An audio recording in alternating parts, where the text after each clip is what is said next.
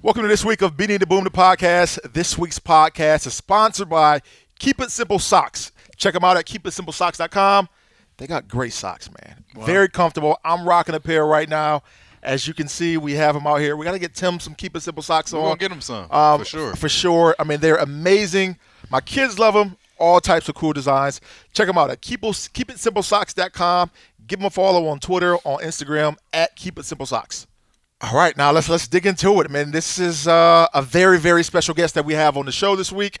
This is my man. I've known this guy really over half my life. Speaking of socks, first time I met you was at your home. Yes, indeed. In Akron, and you take me down to your was it a basement? It's my basement. My room was in the basement. And you open the closet, and you've got 300 pairs of shoes. Well, you needed the socks, man. Right, you could use those socks back then. Right. I wish they had Keep It Simple Socks then. But you only wore one pair a day, so I got you. You were like Michael Jordan. But none other than our very special guest, Tim May. My man, if you don't know Tim May, then something's wrong with you, and you follow Ohio State football, and you don't know this man, I don't know if you're a real Ohio State fan or you pay attention to the coverage. Definitely not. But Tim, man, welcome to the show. Glad to be here. Glad to find this place. What a great setting, too, here. I can see the sign for an old place I used to work, Dispatch, over there, and I've known Will crawl since he could crawl almost. And used to sit in the stands with his dad and watch practice and wonder why Will wasn't getting to play more, et cetera. So this is like, and same thing with you guys. Right, you know? like I said, I know you over half my life. Known you guys since y'all were pups. Yeah. So I'm glad to be here. No, man, certainly glad to have you, man. We know you just recently retired. So how's the retired life, if you want to call it that? Yeah, I'm semi-retired. I mean, I quit. I quit. Basically retired from the Dispatch because for a lot of reasons, but one was lucrative reason. But bottom line is I'm trying to still keep my finger in it because I'm still doing some stuff, with Channel 10. Done some stuff with Will Crawl and Lettermen Row here and stuff. And I'm on radio shows every now and then talking about what's going on. And I still love college football, et cetera. But I got to admit, retirement is underrated. Underrated. Well, I'm talking about retirement when you get to be my age, not retirement when you're a pro football player. Right. Because usually you retire when you're a pro football player. I mean, somebody said, okay, you don't get to play football anymore. Exactly. So you're not going out on your own terms. Yeah. It's been amazing, obviously, to watch you over the years and to obviously be interviewed by you, to work alongside you. We worked together on 10 TV for a number of years together. It's been amazing, man. Just I always admired your insight and your diligence in finding out what's beneath the surface, not only from the player, but what's going on behind the scenes of the program. It's always been incredible, man. So I appreciate that. Yeah, I mean, it's that's one of the things you miss and you don't miss all at the same time. If you follow my drift, when bad stuff is going on, and we all know bad stuff. Boom, you remember your senior year last year, and we're gonna talk about that. Yeah, I know, but I mean, those that's never fun when you're writing about people and you know it's affecting them, right. In a negative way. But that does come with the territory. Yeah. But just knowing things like Nick Bosa leaving the program last year, I broke that story, and just right on down the line, Braxton Miller's shoulder coming out during practice, and all of a sudden Braxton Miller doesn't play quarterback for Ohio State anymore. Those are. You get kind of excited about breaking stories, but at the same time, it's affecting people's lives. So it was always an interesting dynamic. Now, speaking of that, man, has there ever been a time and point to where there's been a story that has been very, very touchy? Maybe somebody was going to get in trouble. Maybe somebody was going to get kicked off the team, lose a job, that you said, you know what, I'm not going to be the guy to break this one. Or is it like, you know what, hell, I got a damn job to do. My job, yeah. No, usually when there's a job, when there's something like that going and it's going to get clicks, or and number two, where you're reluctant is when you're not quite, you want to get that last guy to confirm it for you. That's the only time you're ever really reluctant on things like that because if you snooze, you lose. Right. If you don't, somebody else is going to break it 5 minutes later anyway. So you might as well go with the flow. Right. Man, that's crazy. I mean, I don't even know where to start, man. You're a freaking legend. Boom. Let me start with you. You're. It's interesting because number one, you guys, who were caught up in the Tat Gate and all that kind of baloney, these days, y'all probably would get one of these. You know what I mean? That was a slap on the hand, ladies and gentlemen. Well, hey, not a punch. But I had written this story about you from a cover of this new magazine we were trying to start, the Dispatch. It was like a monthly sports thing, and it was about you coming back. And it was the week of the Nebraska game. And, of course, all of a sudden you find out the week of the Nebraska game, you've got somebody's decided you're going to have to serve one more game. So you were this cover story, and that was just one of the strangest episodes of all that I ever covered, only from the standpoint of things getting blown up way out of proportion, etc. And and I've known you for a while. And I've known you as an honest guy, and you did a couple things probably you shouldn't have, but you understand what I'm saying. And that's a great example of what you dealt with from my perspective of covering Ohio State football. Yeah, I mean that was definitely a tough time, and that was gonna be my question to you. Was like, how was it from you guys' point of view? Being the guy that had to ask the questions, that had to write the stories. Like how tough was it? Tough, or was it like one of those things like, hey, I'm getting a story, Yeah. I mean, anytime you're asking somebody why they're doing something wrong, that's never an easy question. People can, you can actually see even like people who cover the White House and stuff, when they have to ask that hard question, they kind of bow up a little bit, because they know what's coming, but no, it's, I'm not going to say it's super difficult, but at the same time, it wasn't ever really easy either, because you're about to get into an uncomfortable situation with a person. When you go and you're talking with somebody, let's say at a bar or something, and you're sitting at the bar, and you don't try to get into like uncomfortable conversations. But the thing about it was, as much as I admired what you guys did. I'm telling you, ladies and gentlemen, running back is still the toughest job in sport.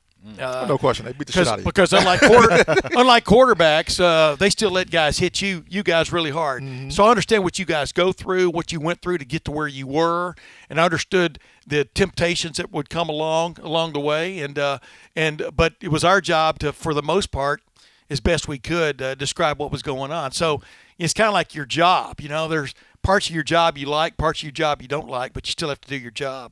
So when you look back on your career in journalism and TV and all those things, I mean, times has obviously changed with social media and people's input and the impact that you have with just the typing of your phone so quick, pitting out information. Now, when you look back and you look at the times of Earl Bruce and Coach Cooper, who you were here to see, which one of those guys kind of had the pulse of the media and saying that, if it was a bad story, you were going to be hesitant in writing that story because you necessarily maybe weren't going to have the warmest welcome when you went back to the facility? Or was it never like that at Ohio State? Because you hear a lot of programs like they put the clamps down on the media back in the 90s and the 80s, and so many crazy stories never got out. Well, here's one good example. First year I was covering Ohio State football was 1984. Well, all they did that year, Keith Byers. Should have won a Heisman. No offense, still the standard. I mean, until he twisted his ankle, basically high ankle sprain on the last offensive play at Wisconsin that year when they got beat by Wisconsin. That's the greatest running back, whatever you want to call it, surge or season I had ever seen live. And I saw Earl Campbell play in high school. I saw Billy Sims play in high school. And but bottom line is, they end up winning the Big Ten outright with 2 losses. That was back before the playoffs and stuff. The only team ever to win it outright with 2 losses. That's retired now as a record. But the bottom line is they were getting ready to go to the Rose Bowl, and their last practice before the Rose Bowl in town here, I walked up into Earl Bruce's office, and I was the only guy there, and that was back when it was the good times when I was about the only guy there a lot of times. And I'm asking Earl Bruce questions. I'm saying, blah, blah, blah, blah, blah, blah, blah, blah, blah. And I finally go, by the way, Coach, I'm hearing that Pepper Johnson, remember Pepper Johnson, inside linebacker, I'm hearing Pepper Johnson might not be able to make the Rose Bowl trip because of some infraction. Is that true? And Earl looks at me and he goes, "That is BS." Except he didn't say BS. Right. He goes, "That is BS." He goes, You You don't save a question. You don't ask all these little questions about this, that, and the other, and then come at the end and ask me that question. If you got a question like that, you ask that first. And so then he answered my question. Yeah, Pepper was in jeopardy of not making a trip. But the thing is, he taught me a lesson about journalism, man. If you got a hard one, at it. Throw that fastball first, and then come back. Now, all coaches were like that. The other thing, John Cooper, is one of my favorite guys ever because John Cooper was literally as close to being just a real human being as anybody ever covered in that position. Coop. And I'll never forget the day. There was some stuff going on off the field. Well, for once, Vince Workman, when I found out he was going in front of a grand jury to testify in Chicago, I was pursuing that story that day. And so I'm sitting there with John Cooper, and I said, Coach, I hear Vince Workman had to go to Chicago today to testify in front of a grand jury. This was when the kind of the offshoot of the Chris Carter thing, which happened the year before, and all that stuff. And I explained it all to him, and he goes, Tim, he goes, I can't really comment on that. He goes, but it sounds to me like you got a scoop.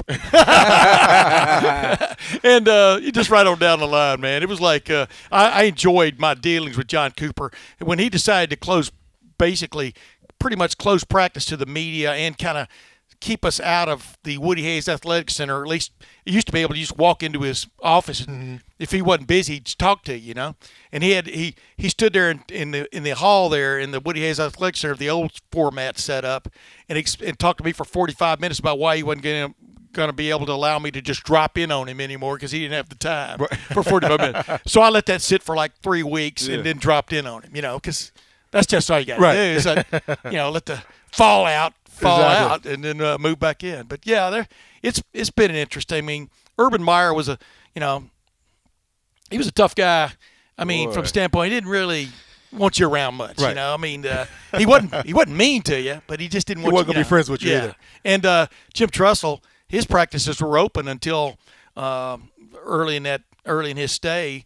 Right when the .coms are coming along, and somebody went in there and decided to regurgitate every formation, every play, and everything they ran. Idiotic. Yeah. And the thing about it is, he expected the media to police itself, but as you know, I mean, that's kind of like expecting, IBM to police Dell or something.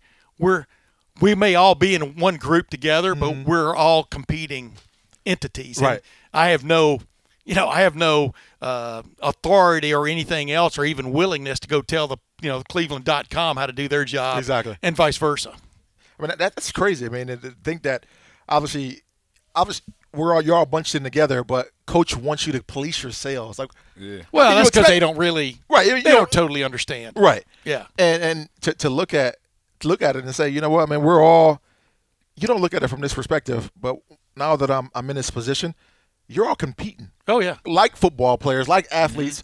To get the best story, to have the best relationship, whatever the player is, so you can kind of get that inside leg up on the next pundit. And that's the toughest thing right now is developing relationships with players because you rarely see them. I mean, back in the day, like I said, I came up to your house. Right, exactly. Got to high school. Yeah, and even when Trussell was here, you got to still kind of like get to know players a little bit. Now it's extremely difficult because you could almost, as I said, you could almost live in the Florida Keys and come up like 3 days a week. Right. And see the players as much as I do. I mean, that's not the way it should be. Not at all. And we'll see how things swing here. But with Twitter and Facebook and everything else, all the social media out there, it's difficult to just throw the doors wide open anymore. I understand that. Speaking of that, how has that changed the landscape of the media and journalism? Do you think it's helped or hurt? Oh, I would get scoops back in the day. When I first started, we were an afternoon newspaper, which meant we came out about 11:30, 12 o'clock every day in the middle of the day, right about now. And there was a morning paper in town.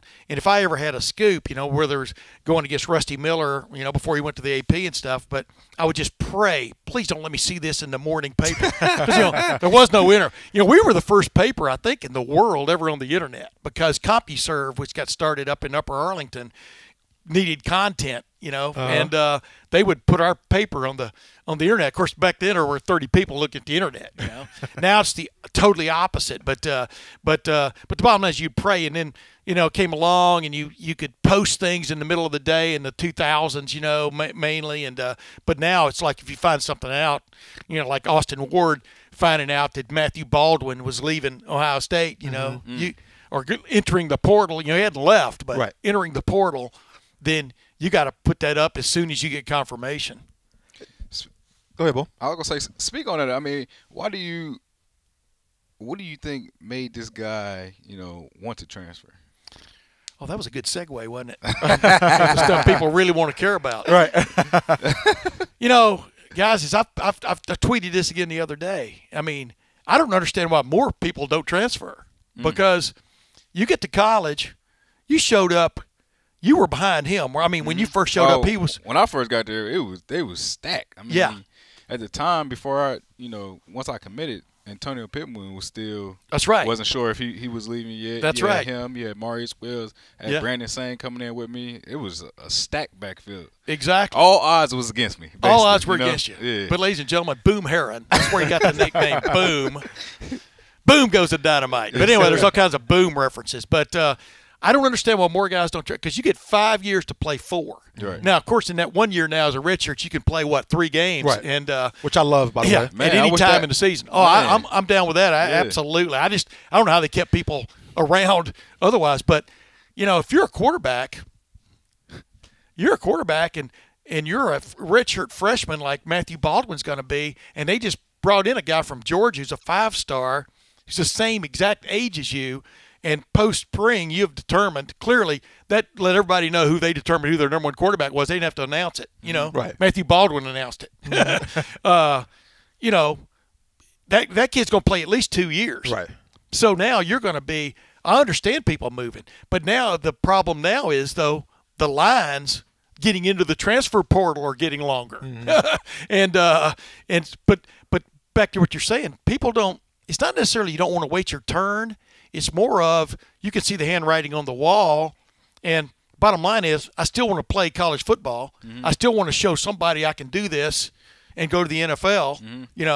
Back in the day, if you transferred, you had to go and play immediately. You had to go to a Division I AA, as they called it back then, and FCS school now. But because, Joe Flacco, that's what he did. Remember Nick Cochran was a quarterback here in the late 80s, and he transferred. I think he was the quarterback of Jim Tressel's first national championship team at Youngstown State. I may be wrong, but he transferred so he could play immediately at Youngstown State. Now you don't have to do that. You just have to.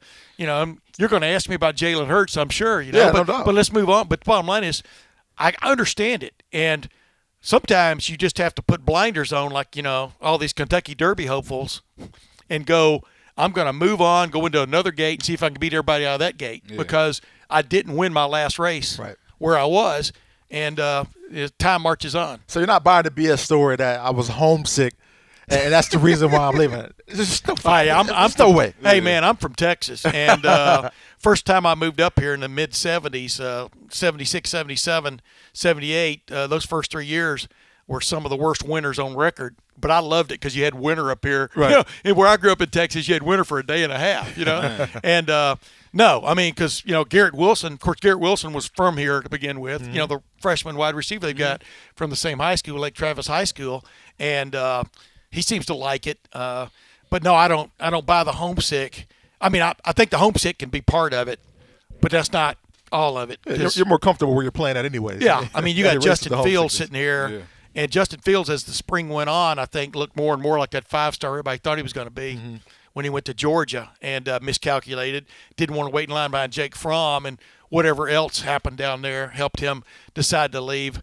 I think there are a lot of powers that be, or a lot of powers working on the dynamics working there that sometimes you say what, kind of sounds best and you move on. So with this situation, with him transferring, I mean, it kind of leaves the cupboard bare at the quarterback spot. And I think that's a question and concern that everybody has. Wait a minute, not cupboard bare, but very few cans in the cupboard. Right. Yeah. There's a really nice can there, and then there's this guy who played some at West Virginia, right, and then a walk-on from Cincinnati. So which go is ahead. Not very good. So it leaves everybody with the question, like, oh, what do we have behind Justin Fields? And you mentioned some of the guys there, and it made me just start to think. I mean, when we knew, I think everybody probably was on the same page at some point midway through the season that Ohio State was going to be losing Dwayne Haskins because he was that good to the draft. Yeah. Why don't you go after, I don't know, maybe more than one quarterback? And I'm sure you got to be able to feel and get a sense of where a guy is mentally. You probably knew Tate Martell was going to be getting ready to get up out of there. Why not go after a guy like Jalen Hurts, a proven commodity? Because, yeah, Justin Fields may be very good. He has the potential to be this 5-star guy.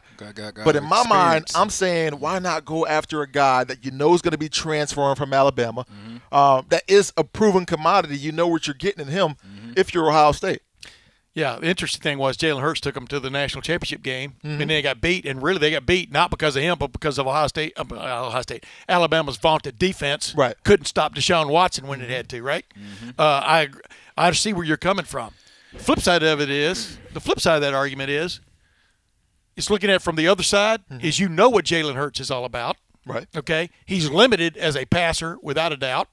I don't know if you agree or not. No, I do agree with you. I mean, and so. Meanwhile, you've got this 5-star sitting there. But let me go back before you even start that premise. You know, when you're a head coach now, or quarterback coach, we need 3 balls here so we can show somebody juggling. It wouldn't be me, it'd probably be Boom. But you know, how do you juggle all that? Right. Because number one, Dwayne hasn't said what he's going to do to you. You know, said it directly to you. And until he does that, your quarterback situation looks pretty good because you've got Dwayne Haskins Jr., you've got Tate Martell, who was a 5-star, you know, jitterbug kind of quarterback, totally different quarterback. But oh my goodness, what he does extremely well. You've got Matthew Baldwin coming along, so you know you feel like you're in a pretty good situation there. Right. Then all of a sudden at the end of the year, you find out you're not. So it's tough to like really go all in, especially when the other guys haven't declared what they're doing. Okay, you know what I mean? I'm talking about what's that when LeBron's trying to get Kawhi Leonard to come, but he can't say it. You know what I'm saying? Right? What's that called? Tampering. Yeah. So, but anyway, I digress. Bottom line is back to Jalen Hurts. Justin, you know what Jalen Hurts is. Jalen Hurts leaves something to be desired in the passing game. Yeah, certainly. I think Oklahoma's going to figure that out, but they're going to use his talents maybe the best they can. They are going, you know, from Baker Mayfield to Kyler Murray. Same style guy. To Jalen Hurts. Jalen Hurts, in my opinion, is the worst of those three as far as throwing the ball. Yeah. He can beat anybody running, in my opinion. So that's going to be interesting how they play that. He might as well play running back. Exactly. I mean, have you seen the video of the guy squatting? Oh, I know, man. He's from Channelview, Texas, man. They do things right in Texas. They have spring football in Texas. Right. But in high school. But I digress. Bottom line is with Justin Fields, 5-star. Went to Georgia under Jake, thinking he might get a shot to beat out Jake Fromm, who the year before had led Georgia to the national championship game. Boy, that's bold, right? But number two, you've seen enough of him on video to think maybe I'm just looking at him on video. I think he's a superior passer to Jalen Hurts. And Justin Fields, when he decides to plant his foot and run, is really, really good. People haven't even seen – you saw glimpses of that in the spring game. Right. And this was just like this, and you're down. Thump. That wasn't even a thump. But it was, the thud rule. Yeah. And he brings kind of a mix between J.T. Barrett and Dwayne Haskins. I don't think he's as good a thrower. I think Dwayne Haskins is one of the elite throwers I've ever seen. Right. I agree. So passer. 100%. But Justin Fields, you haven't even seen him run the ball yet, really, and that's what sets him apart. That's what makes him different, and I think he's a decent passer. We'll see how good he gets. I guess the thing that scares me when you look at transfer situations, especially at the quarterback spot, there hasn't been a lot of success stories outside of the latest one with Baker Mayfield. Him transferring from Texas Tech going to Oklahoma.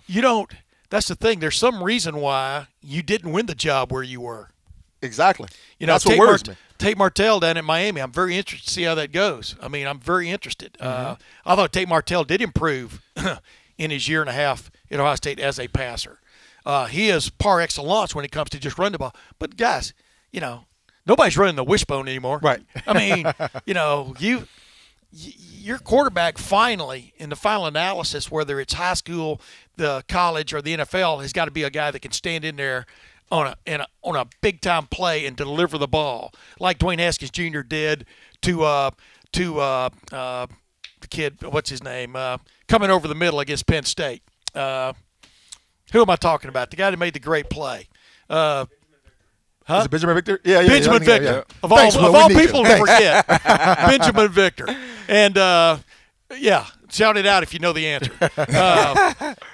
I mean, number one, he stood in there and delivered a ball. It was a little bit of a high ball. Then that guy makes a hell of a play. But my point is, you have to have that in any kind of quarterback at any level, and that's what you kind of base things on. Who's that guy that's going to deliver the pass? Because that's what's going to separate you from the other guys in the final analysis. Yeah, it's just scary, man. At Ohio State, I mean, for so long, you got to think it felt like J.T. Beard was here forever. But you go beyond that, Braxton Miller. We just had transition at the quarterback spot that left us in a decent space in terms of, we know what we have. We've seen a little bit of those guys, and now we're in a situation where we don't know truly what we have outside of what we saw in the spring. Well, that's what's funny about quarterback play anymore. And y'all know this.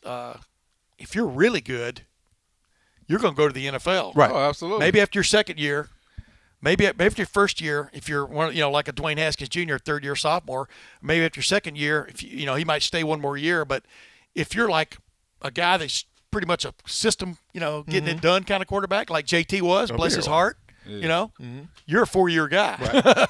And so that's where coaches now, you have to – I'm not saying you play the guy. I think you play the best guy. You give the guy that gives you the best – you play the guy that gives you the best chance to win with the personnel you have on hand. Right. But then you're also – in this day and age, of having all kinds of people telling you what's best for you, who really are looking at it too about what's best for them. Right. The trickle down theory. There's a lot comes into play there. Dwayne Haskins Jr. set records.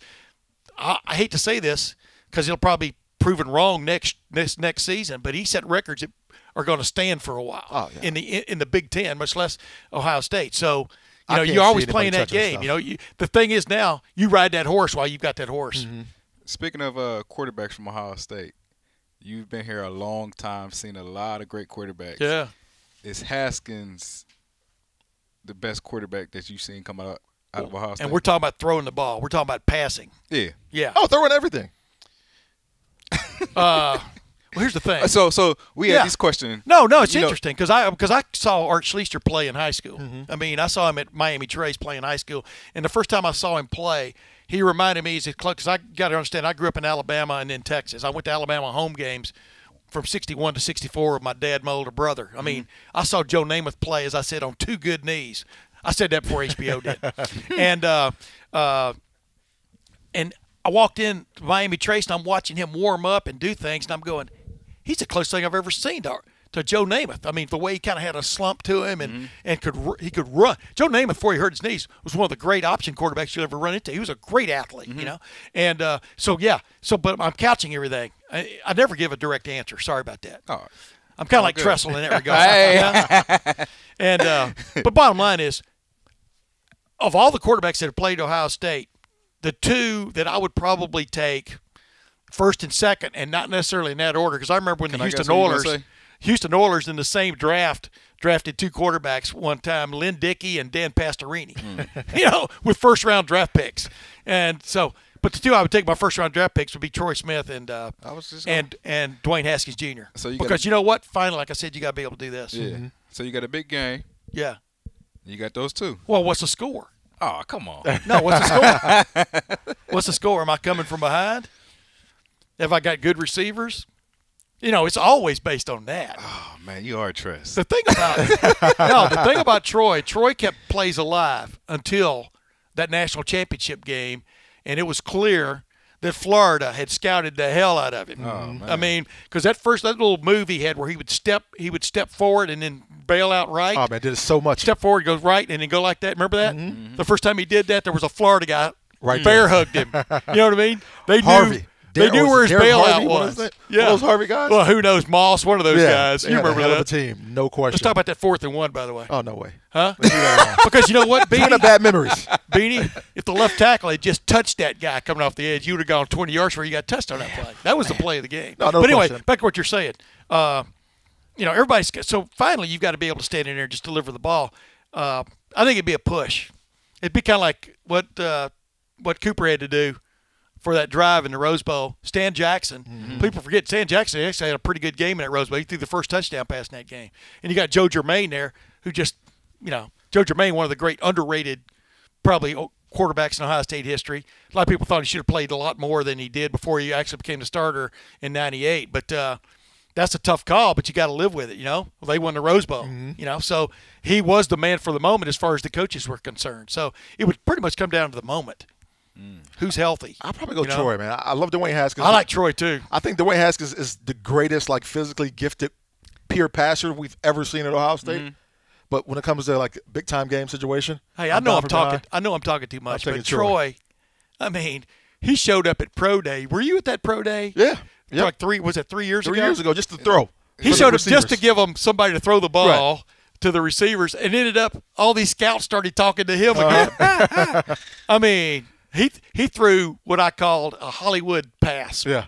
Meaning that's the spiral. If you took a movie of a ball going through the air, that's what it would look like, And Dwayne Haskins throws the same kind of ball. I always say Troy came into the draft 5 years too early. Yeah. 5 years later, we're talking about him as in a Russell Wilson. He's the next Drew Brees, so on and so forth. He's going to be tailored in the system in the NFL that fits his strengths. And when he got his shot at Baltimore and he got sick and got hurt. Yeah. And then he gets it. Then his next shot comes playing for one of the great linebackers in history, one of the great maniacs as a coach, and awful head coach. Singletary. Wow! The cards weren't dealt his way. It's all about situation, man. Yeah, it's like being on Jeopardy, and the final, the final category is something you never even heard of. Don't give me any social studies. Yeah, like on that Cheers episode. Who are people who've never been to my house?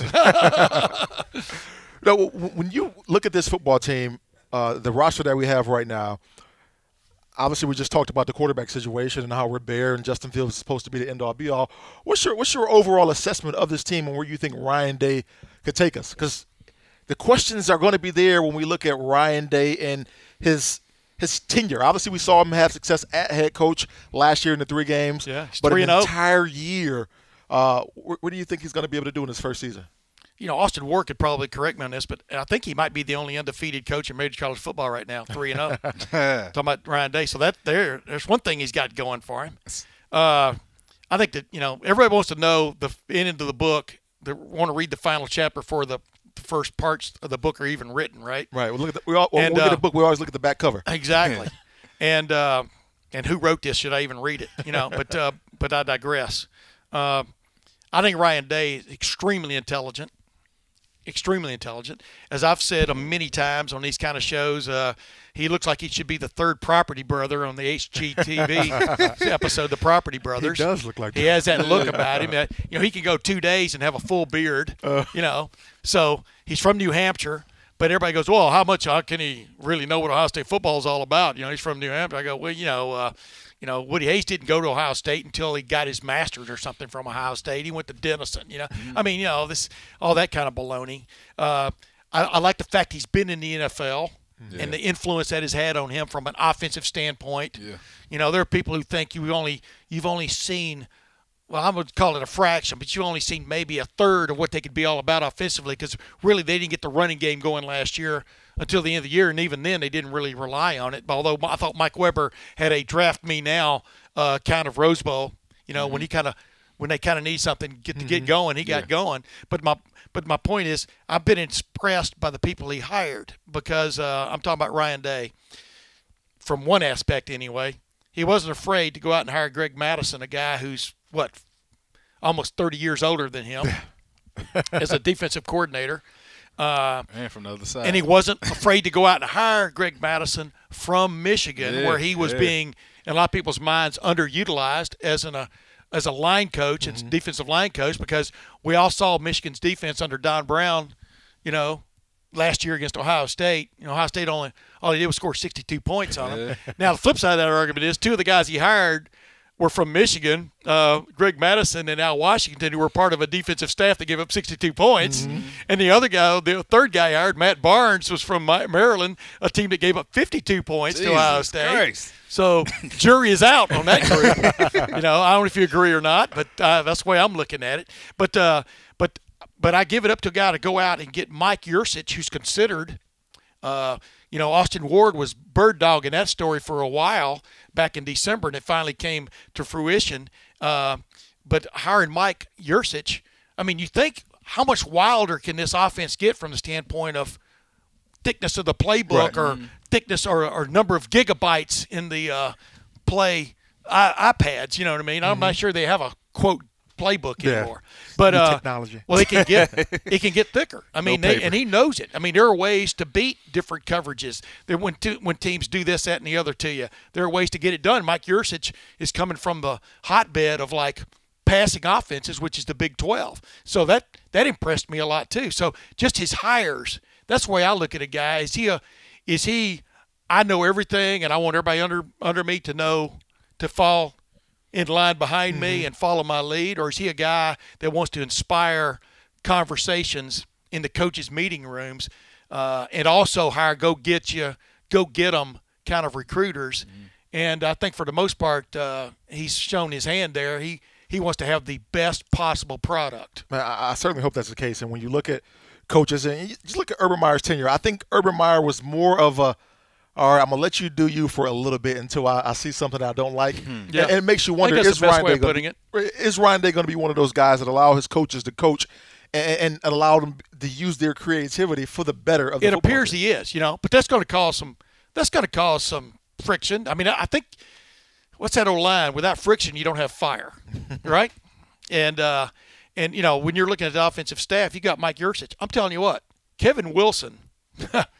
I mean, I was paying attention to Kevin Wilson when he was the offensive coordinator at Oklahoma way back when they were lighting things up. And then he becomes the head coach at Indiana. And then damn good job there. By hook or crook, he ends up on Urban Meyer's staff a couple of years ago. I mean, Kevin Wilson sits in the second seat to nobody in my opinion, as far as offensive minds go. But we're talking to him during the spring, and he's very open to having conversations. But the final analysis is, well, all we ever want to know, right, is who's calling the plays, man. And you never accept the fact that it's a committee, because the reason I don't accept that fact is, okay, it's a committee, but even the committee, there's somebody who's in charge of the committee who finally says, okay, this is the play we're running in this situation. But you guys prepared in the NFL, the play sheets, third and 4, 3rd and 6. There are like 3 or 4 plays there. Oh, yeah. And you call that, and everybody knows what's coming, unless you decide to go off script like Jim Trussell did, 4th and 1 against Florida in the national championship game, and go for it. And the guy who said the biggest play in football is the punt. He's bringing back bad memories. No, I'm just saying. Sometimes you just got to go with your gut. And so whose gut will that be? I think Ryan Day has left enough hints out there to know that when it's a gut call, it's going to be his gut making the call. Yeah, and I trust his gut. I mean, based off what I've seen so far from him in those first couple of games, we saw a completely different team. We saw a team that was so much looser. Yep. We saw him be more creative. And, I hate saying it, but when Urban Meyer came back, the clamps were on that team. So I'm looking forward to seeing Ryan what's Day. Interesting about those first 2 games, too, is they were walking into that with a first-time starting quarterback. Right. Okay? And the funny thing is, when people now we'll probably talk about Dwayne here in a second, but when people now are judging Dwayne, a lot of the criticisms I've heard of Dwayne Haskins Jr. in getting ready for the draft is people are watching video and they're seeing him not move very well and throw accurately when he's moving. I'm going, yeah, you watch the first 3 or 4 or 5 games, that was him, because he was still trying to get his feet under him. But you watch the last 5 games, nobody played quarterback better than Dwayne Haskins Jr. did the last 4 or 5 games of the season. In the country. Totally agree. Nobody. Totally agree. I mean, like you said, Dwayne was amazing. So let's talk about the draft that's coming up. The draft. So who what's your thoughts? Like the NFL draft or the NBA draft? Yeah, the NFL draft coming up. Tomorrow. I think Cleveland's going to get the Williamson kid. Who you think going number 1 overall? It's funny because I'm sitting having lunch with Kirk Barton, who y'all ought to have on this show, because Kirk Barton's great. Absolutely. I'm sitting having lunch with him yesterday, and he was showing me this story that Larry Fitzgerald, a friend of Larry Fitzgerald, who plays for the Cardinals. You've heard of him, right? Yeah. I actually lived with Larry. You did? I lived with Larry my rookie year. Did he have a nice spot? Oh, was it up in the hills? Yeah, Scottsdale. It was in Awatuki at the time. Oh, okay, okay. But he did move to Scottsdale. But we both digress. basically they're under the impression that I was going to call him St. Louis. That's how old I am, man. Arizona's going to take Nick Bosa. That's what he's telling people. And so we'll see. I think that's going to be very interesting. I think Nick goes in the first 2 picks unless some big trades happen. And it's funny, his dad was telling me at the pro day that, he didn't work out. But, the word ever since the combine was that Arizona was going to take Kyler Murray. And the point about Kyler Murray is if Arizona doesn't take him, with Cliff Kingsbury as the new head coach, I'd be interesting to see if he even goes in the first round.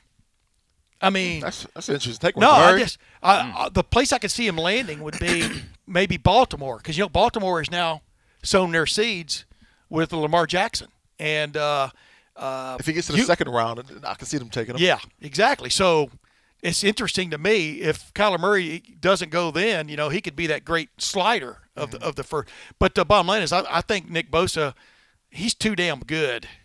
He's a rare talent, just like I was talking about Dwayne Haskins Jr. Nick Bosa is a rare talent to slide, But I'll tell you, a guy I was intrigued with from the combine and from the workout since, and then just watching him on video for a long time, is Quinnen Williams from Alabama. I think that guy's underrated, believe it or not. So I think there's some conundrums going on out there, but I think Nick Bosa goes in the first 2 picks. Yeah.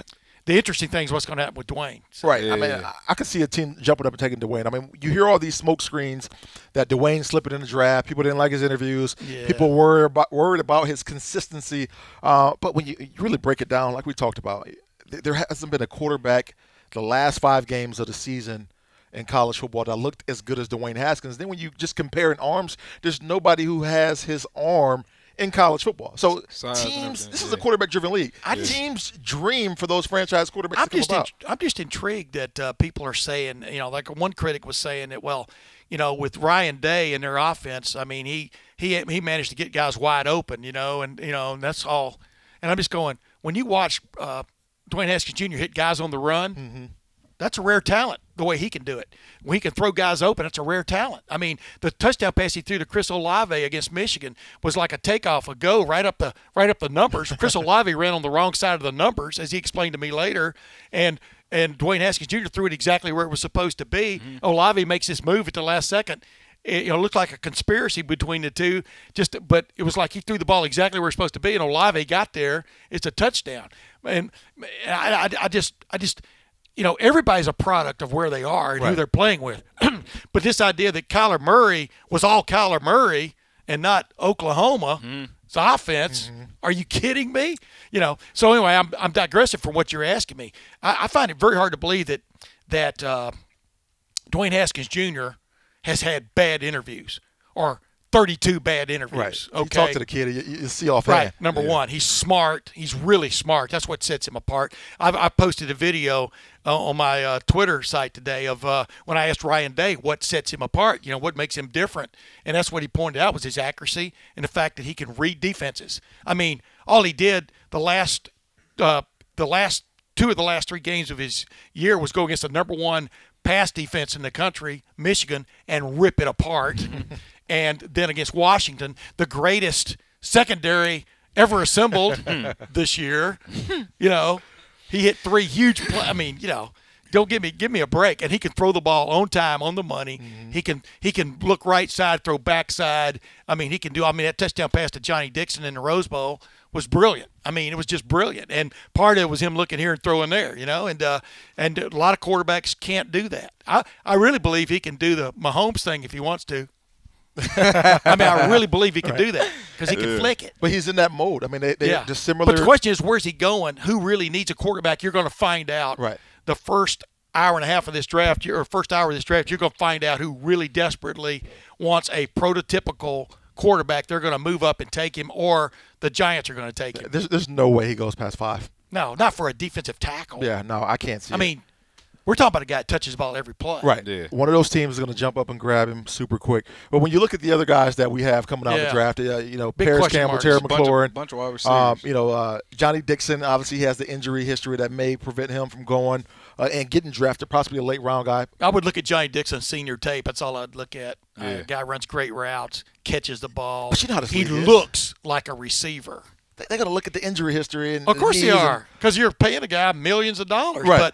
But, Joey Galloway tore his knee up as a freshman or whatever it was, got it put back together. It was actually stronger than it was before he got hurt. Hey. Next thing you know, he's the fastest guy in the draft that year, when he came out. Played, 16, 17 So years I think a lot of times they come up with excuses why not to draft somebody as opposed to just looking at the video. Now, in y'all's case, running backs, that to me is the big conundrum for teams because – number one, if a running back has just been a pounder and just carried the load for his team, you like him, but he's taking some hits. The reason I like Mike Weber, I wrote a story about this. Mike Weber, to me, is interesting because he split time the last 2 years. Right. Came back. Obviously, he had that hamstring problem his second year and second season as a player, and came back. And I thought in that Washington game, like you and I were talking about, when they needed to get something going in that game, they turned to Mike Weber. He got him going track offensively, and then he kind of opened things up for Dwayne. But there's a guy who's a fresh, in my opinion, who clearly has – I'm not saying he should be first running back taken. Right. Josh Jacobs probably going to be that guy, the guy from Alabama. But the bottom line is he's a guy that, I look for the freshness. I mean, I look for a running back who hadn't been – because, that's what they're going to hold against you your fifth or sixth year. Right. Man, you're getting old as a running back. I'm excited to see. But those receivers, Paris Campbell has got tremendous upside. Terry McLaurin is going to be a starter for you on special teams from day one, without a doubt. Paris Campbell might be too.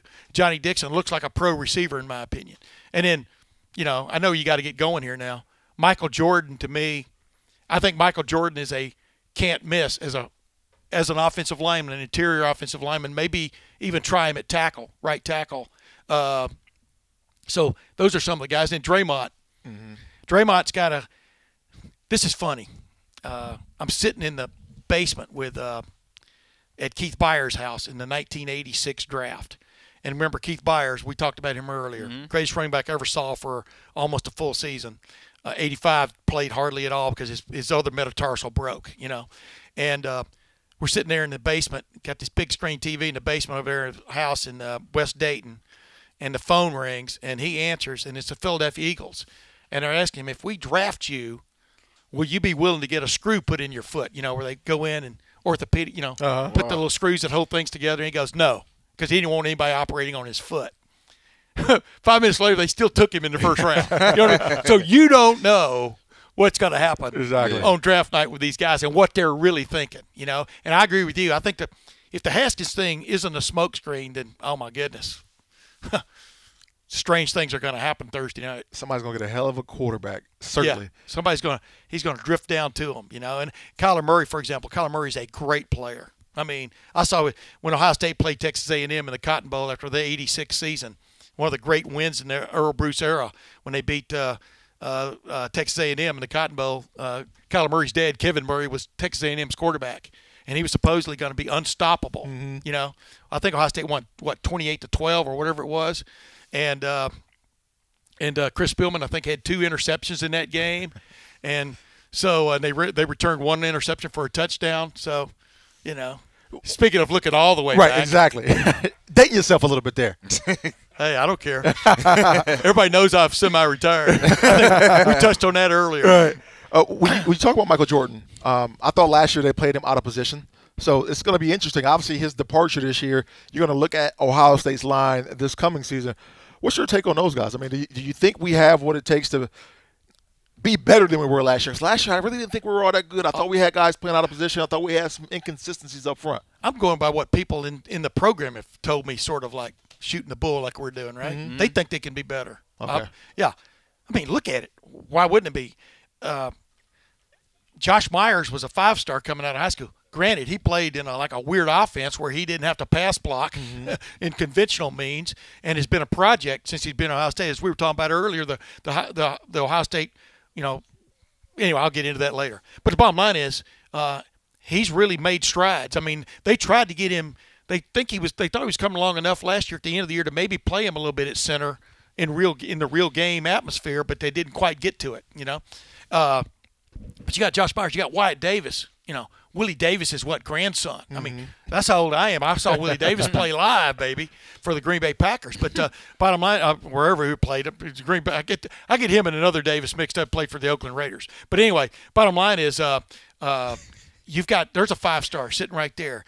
You've got Brandon Bowen, who was a starter at guard till he got hurt, 2 years ago. Who, I'm looking at y'all's depth chart you got written on up there. You got him as a second string right tackle. But you got Nicholas Pettit-Freer. I can finally say his name. Nicholas Pettit-Freer, which I couldn't say on signing day. Hell of a name. 2 years ago.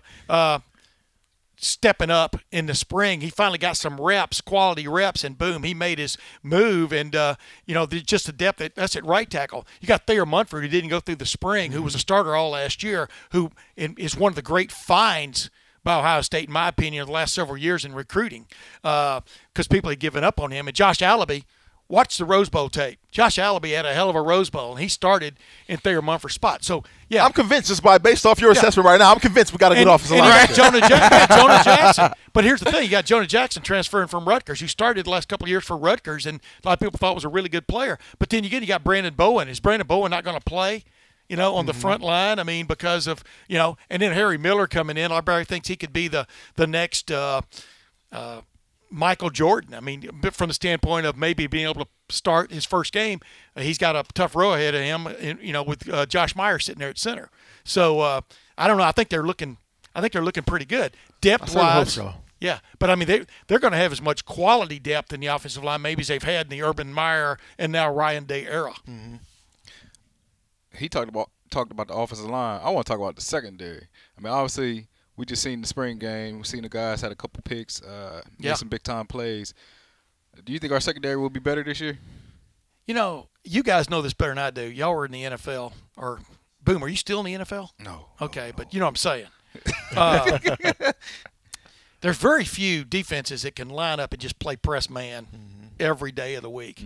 And Ohio State got away with that for several years, and they tried it again last year for the most part, and a lot of times it didn't work out because push came to shove near the end of the year. Offenses like Michigan, they just threw it up for grabs, hoping they'd get a call. I mean, Kendall Sheffield got called for an interference call in that Michigan game where he was said he was arm barring when in fact the Michigan receiver had his arm and was holding it, and Kendall Sheffield's the only guy making a play on the ball, but it was interference, so he left things up. Well, now they're going to play some press man. They're going to drop off into 3 deep.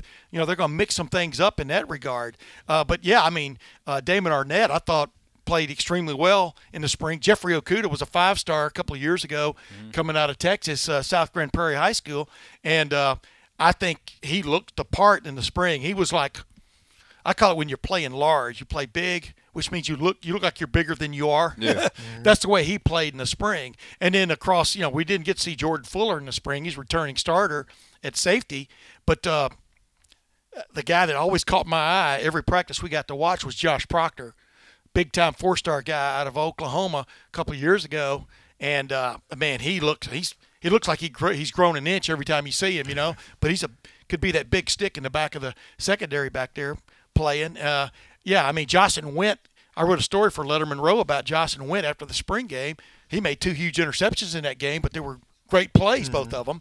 And that's a guy that was cursed by Ohio State fans early in the year last year when they couldn't find that other safety to go with Jordan Fuller. Right. Little did you know, he was standing right there. His name was Brendan White. But somehow or another, he didn't play well enough in practice to be on the field ahead of Isaiah Pryor, Jocelyn Went. Yet when he played, you're going, make plays. Wow, man, he must just be an awful practice player because, man, he plays pretty good when he gets when the lights come on, and it's his time to solo. But I think they're looking pretty good. And then that bullet position, which, it's kind of highfalutin way of saying a viper or heck, even a rover, for that example. Guy may be playing safety. That's Brendan White, safety one play, linebacker the next, 9 technique the next. I mean, coming off the edge, just making the quarterback have to think about stuff.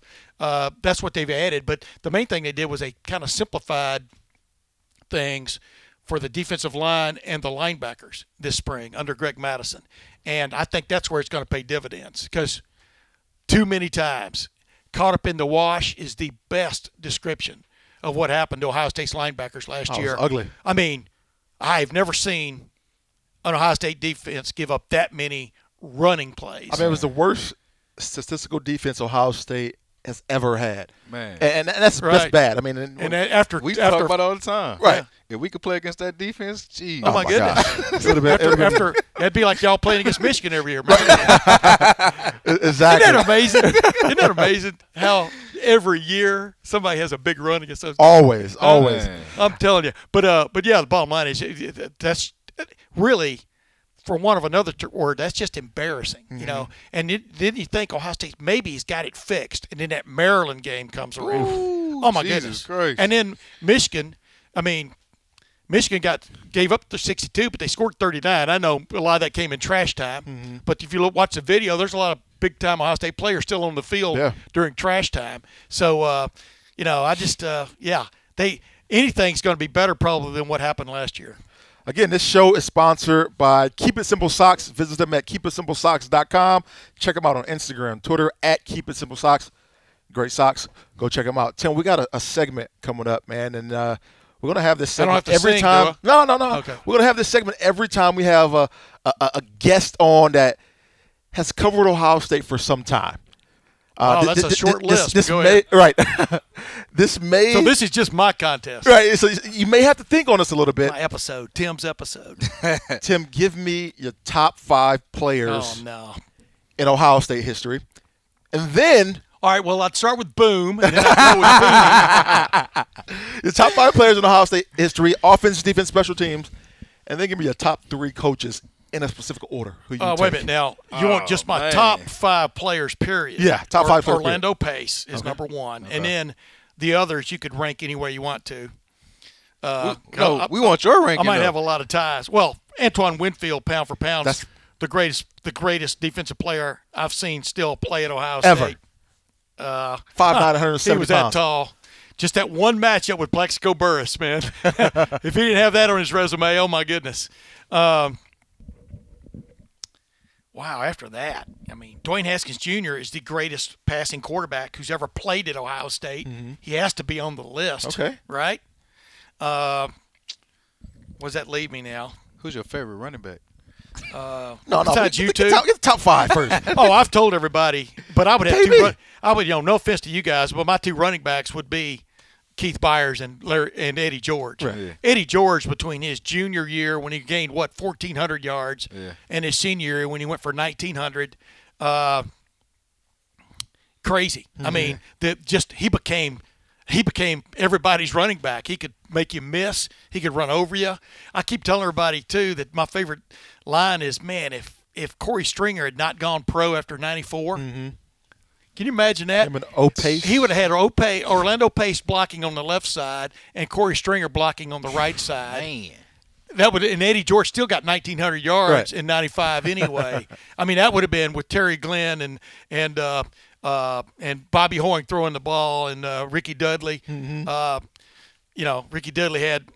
Wow, you got to give it up to Ricky Dudley because he had a year that got him drafted in the first round. That was his only great year in football, but, it's called a parlay. Did I name 5 yet? Wait a minute. So no, you're back to the top 5. I would have both yeah. those running backs on there because those running backs to me were they pegged everything on those guys, offensively. So both of those on the top 5. Now they don't do that, Okay, all right.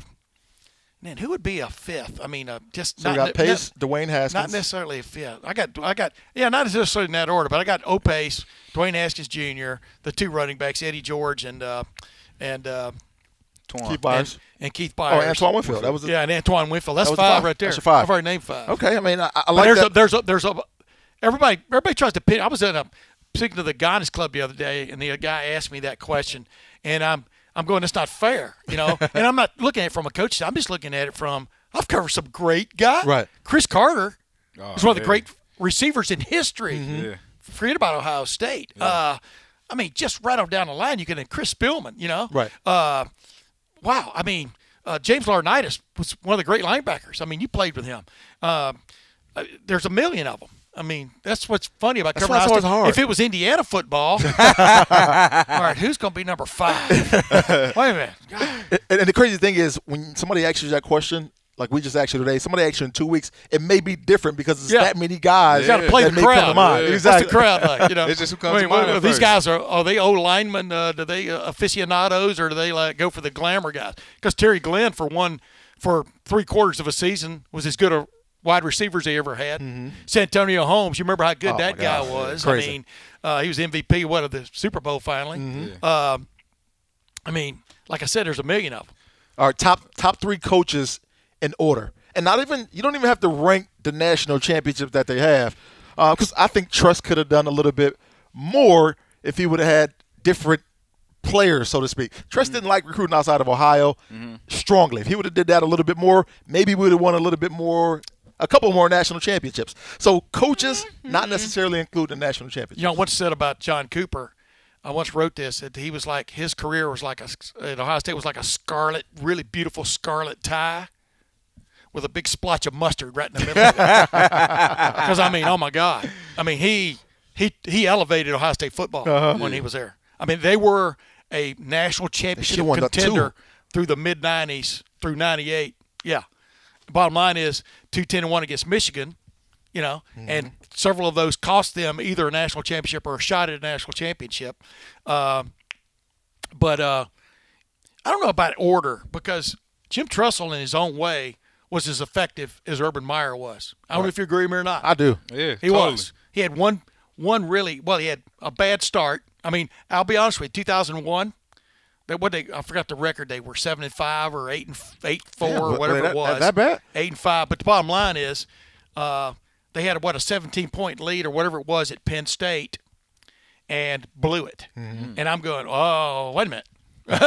Maybe this isn't what I thought it was going to be. And not only did they blow it, but on that day, it was the day that Joe Paterno, I can't remember if he either tied or he beat my beloved Bear Bryant for. You know, all-time wins? For all-time wins, you know, in the major college football. So it was a double whammy. I'm going, oh, and I'm going, oh, like that. But the bottom line is, we all know Urban Meyer won a national championship, but also had some, are you kidding me, losses. I mean, 2 in the last 2 years. He had a lot at Ohio State. When I look at his tenure, I think about what are you lost? Oh, no, but the thing about it is, to have the are you kidding me losses, you've got to have one of the elite programs out there. You follow my drift? Yeah. For you to go, oh, my God, where did this Iowa game come from? They were totally beaten that night from start to finish. Purdue, they were totally, basically dominated for the most part from start to finish. There were a couple of plays that would have, but that's the way it is in any game. But they were thumped. I mean, those 2 games still, in my opinion, make no sense. The Clemson game kind of reminded me of the Ohio State game. I'm talking about the Clemson semifinal 3 years ago. Right. Kind of reminded me of y'all's game in the Fiesta Bowl against Florida.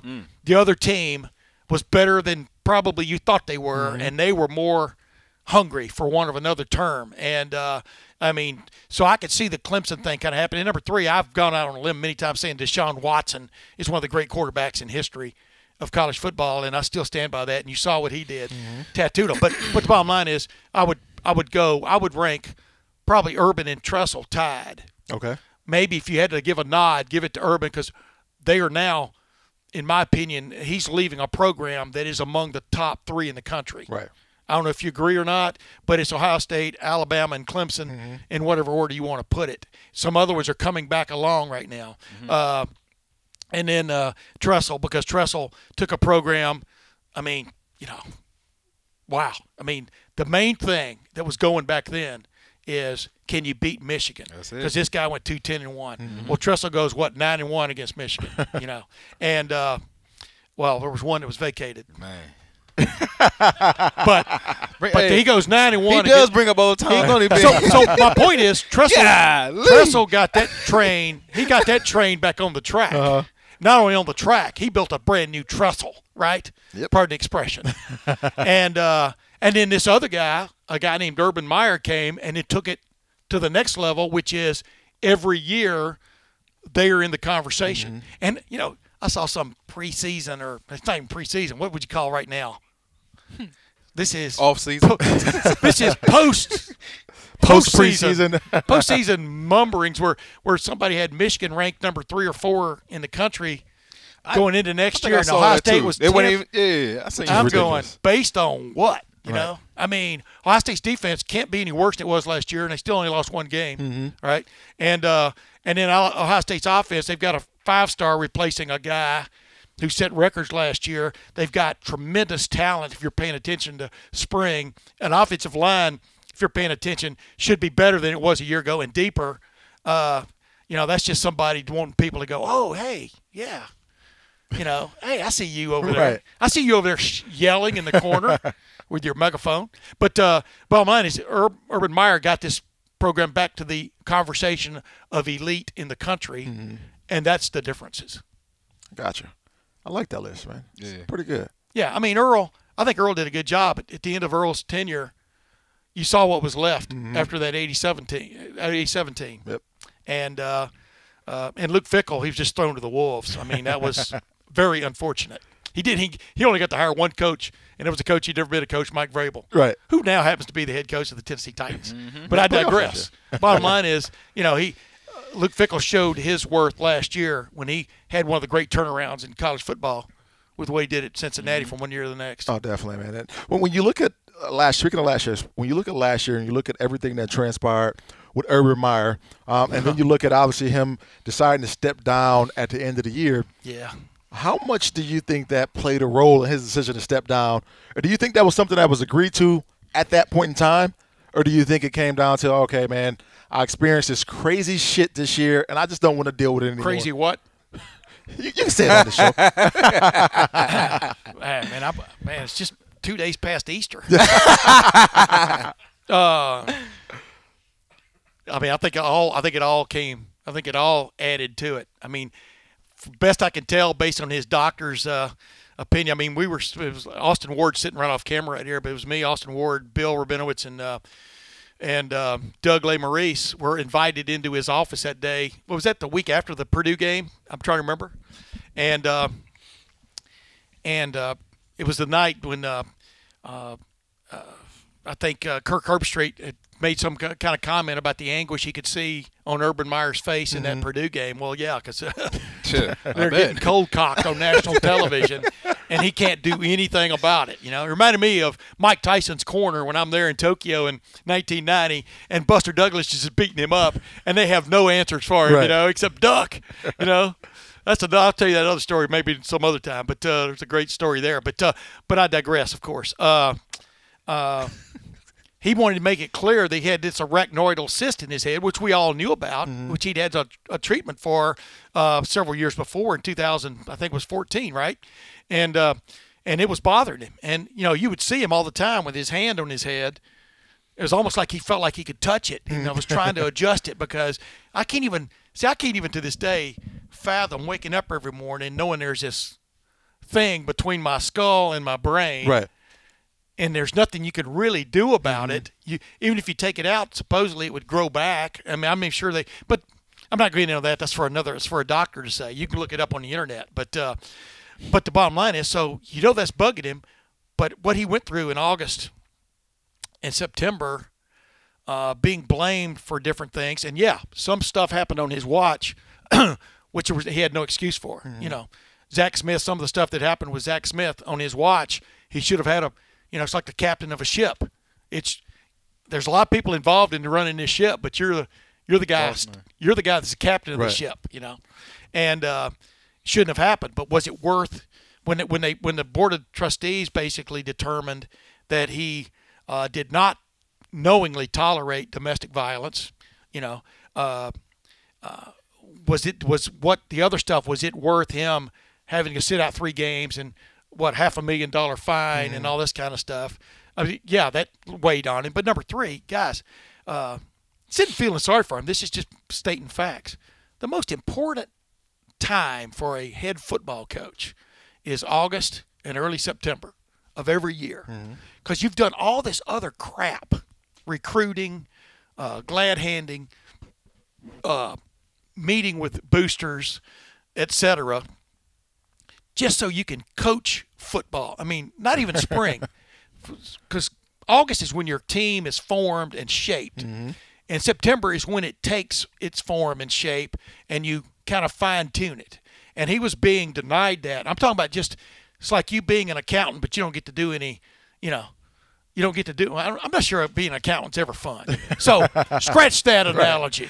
But you know what I mean? It's like that best part of your job, and you're denied getting to do that best part of your job. Right. So yeah, that agonized him, and there's no doubt that he didn't agree with President Michael Drake's decisions on a lot of his decisions on what happened, and so I think it all added up. But number three, I always go back to the arachnoidal cyst. Because that's something that's real. And then when people start talking about him, well, he's going to sit out a year, or he might go right back into coaching. I go, well, the difference between then and now is now he has to actually pass a physical, for want of another term. Okay, you had a tough row there. What happened in August and September? Blah blah blah, all that stuff. But coach, that thing in your head, that's real, right? No doubt. So now that kind of throws another curveball in there about him necessarily being a head coach again. I think he's got a great gig that's coming up where he's going to work for Fox. I mean, maybe him and Herb Street going head to head, and on Saturday mornings that'll be interesting to watch. But you won't get to watch both. You'll have to pick your spot, But so I think he gets to stay very involved in football, and now he doesn't have the headaches, pardon the pun, that come with running a program. And usually the headaches that come with running a program aren't making that call on 3rd and 1. Right. They're with what happens in July, and they're what happens in when guys have 2 days off. That's where your headaches come. And he survived a couple of those, but I'm sure that helped run him off. No, certainly. I mean, wish Urban Meyer the best in his new job and new career. Well, I mean, Urban Meyer. Switching over to the booth. My favorite line about Urban Meyer was. In press conferences, and Austin heard me say this a bunch, don't ever ask him a question you don't want to know his answer to, because he never stepped, I can't remember 3 times he ever stepped aside from a question, and that was what I liked about him, was you asked him something, he gave you an answer, and that's not always the same with every head coach. Right. I'll leave that at that. Well, Tim, man, we appreciate you coming on the show, man. This could go on and on because there's so many questions that we can get to. Well, I can come on again. No, certainly. Please come on again. Yeah. If my wife, lets me get away from planting petunias or something. Stay away from the farm and stay away from the horses that you have out there and all that stuff. Oh, my God. I doubt she lets you do that, though. No, you wouldn't even believe. I mean, I got thrown 3 times from a horse. Wow. I said, I'm not dying this way. Bobby Rahal, IndyCar driver. I remember first time I ever went to Indy was for a test session he was having over there. He went into turn 1 at like 218 miles an hour. This is like 1985. And it's about 217 miles an hour. Made a left turn without lifting. That means you don't – that's the term in IndyCar. You don't – when they do their qualifying runs, they just put their foot flat on the gas and go. They don't ever lift. Left-hand turn 90 degrees. Anyway, so we're sitting at he and my wife had our horses at the same stable, and we're at a party one night. We're sitting on the hood of his car, and we're having a beverage. And I said, by the way, Bobby, I said, do you ride horses? And he said, no. And he starts laughing. I go, well, why not? He goes, I'm not getting on something that big with a brain that small. That's one of the greatest lines I ever heard. I remember when Big Brown was going for the Triple Crown several years ago, and he got on the backstretch at Belmont. It was like 95 degrees that day, and he said, no, I ain't running today, boys. Crazy. I forgot what you asked me, but what you said. But anyway, yeah, I mean, I do love IndyCar racing. We know you love many things, Tim. Yeah. It's always a pleasure to have a conversation with you, and it's great to have you on the show.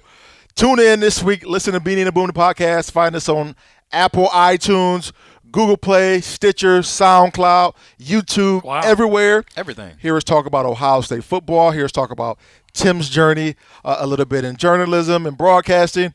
And, hear us talk about the draft. You guys are like the octopus out there, man. A little bit of everything. Thanks a lot, people.